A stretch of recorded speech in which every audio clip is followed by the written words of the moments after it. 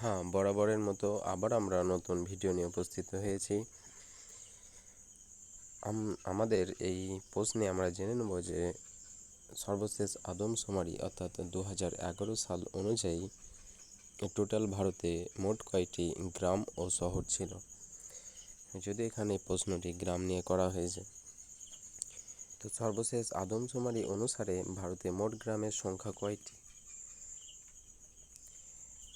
ভারতে মোট গ্রামের সংখ্যা ছিল 6,40,867টি। এটা হচ্ছে 2011 সালের সেন্সাস অনুযায়ী, এবং 2011 সালের সেন্সাস অনুযায়ী ভারতে মোট শহরের সংখ্যা ছিল 7,935টি। তারপরে আর কোনো সেন্সাস এখনও হয়নি, যেটা 2021 সালে হওয়ার কথা ছিল, সেটা করোনা রোগের কারণে সেটা আর সম্ভব হয়নি।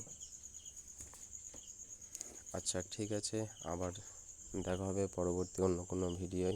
Tata, bye bye.